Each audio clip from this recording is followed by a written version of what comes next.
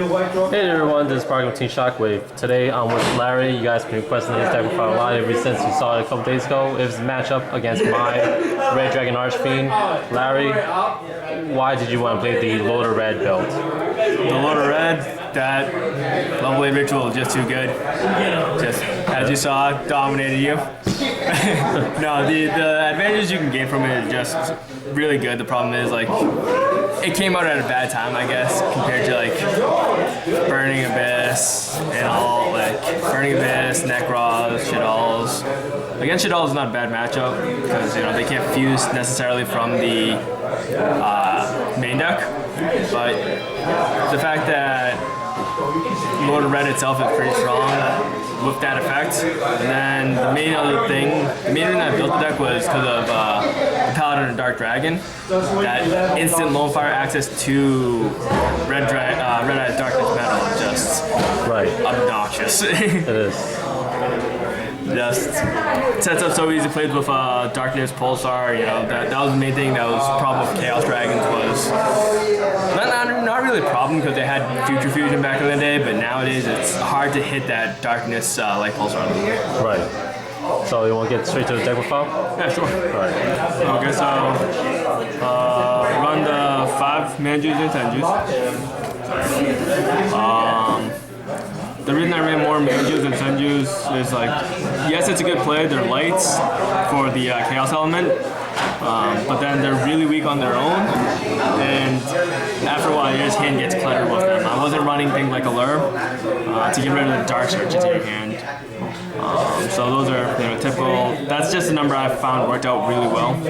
So that's why I just stuck with those.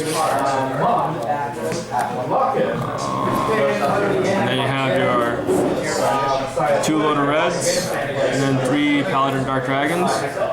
The reason I tripled up on Paladin again is I just saw in the video that turn 1 play with Darkness Paladin, very, very strong.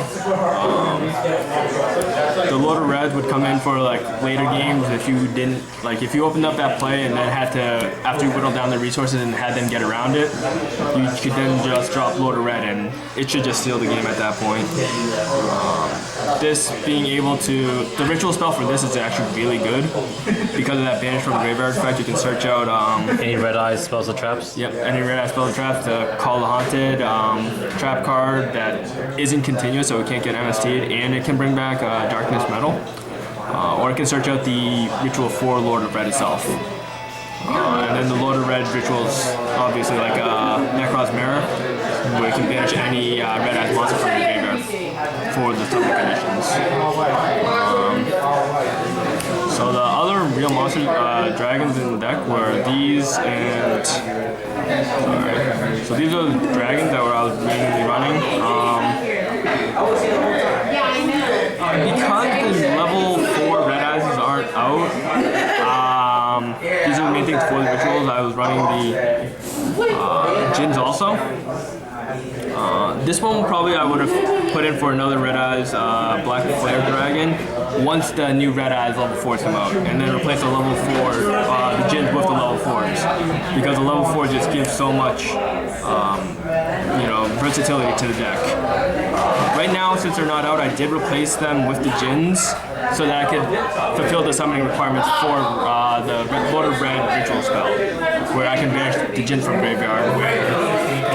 Once the level 4s come out, I can banish the level 4s from graveyard because they're red eyes monsters. The Keeper of the Shrine I really hadn't played much around with.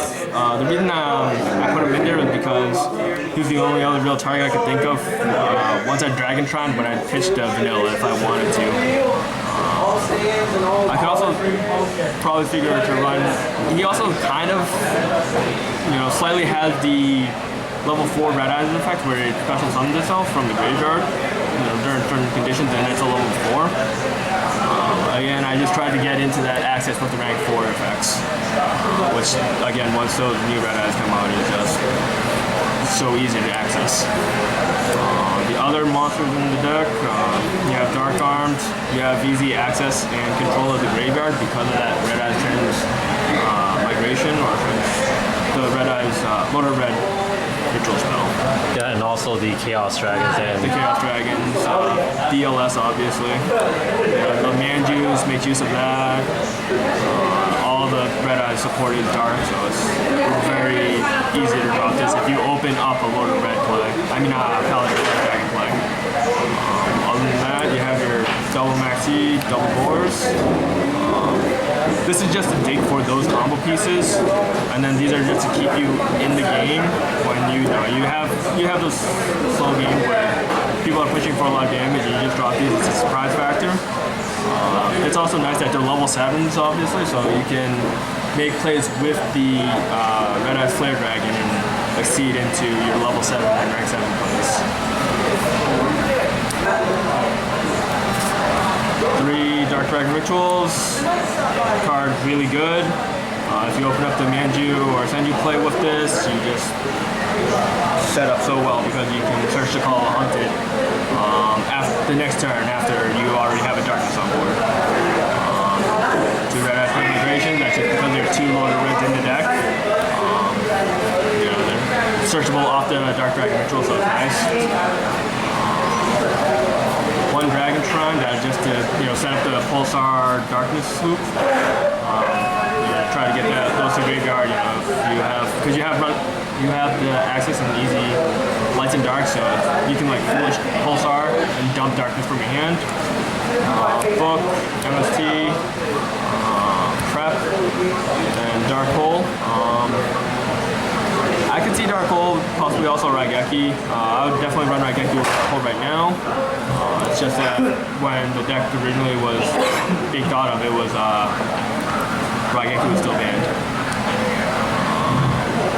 Then you have the Red Eye Spirits, searchable off that Red Eye Paladin Dark Dragon Ritual. And it just brings back your darkness if it ever goes to graveyard. Brings back the Dark Flare if you're pushing for that burn damage game. Also really good with those level 4s when they come out. Ring of Destruction, generic removal, burns for damage, get through your problems. Emptiness, you open up darkness with that Paladin loop, and Emptiness just seals the game for you. Compulse, it's reactive spell tap card, gets rid of those problems, and Dante, Construct, not really that good against Necrods, but you should be able to outpower them with your Red Eyes, just avoid Trish. And then 2 breakthrough skills. Moving towards the extra deck, you have your generic rank 7s. Red Eyes Flare Metal Dragon does come into play once in a while. It's just that that's why I would run the second Red Eyes Flare Dragon, just so I can drop this without giving up a lot of resources and just Darkness Metal back whatever you detach off of him. These are my main 2 go-tos though, because those have always been, in my opinion, best 2 rank 7s out there besides maybe Gaius, but there's no water monsters. For the most part, your generic rank 4s. The only other ones I would be running is number 80 and Exciton. That I can think of off the top of my head. Again, with this build, since the level 4s aren't out yet, you don't really have as easy access to the rank 4 engine than when they do come out. So we were just playing around with it. Right now, you don't really need the rank 4s. For the most part, the deck doesn't rely on the extra deck at all, though. Alright, thanks again Larry for the deck profile. Any last word before we head out today? Watch out for those level 4. They are going to be very, very good. If you guys do not know what we're talking about, we leave a description down below about the effects and the stats. It's pretty big beater for level 4. 18, I think. 1800. It's 17 to 19. I don't really know the attacks, but it's the fact that the effect is just off the charts. When a Red Eyes monster is destroyed by battle or card effect, you can special summon it from your hand to special summon whatever was destroyed back to the field. So that includes Dark Hole, Raigeki, just special summon them all back. Alright. Thanks again Larry for the deck profile. This is Parking T Shockwave signing out. I'm going, guys.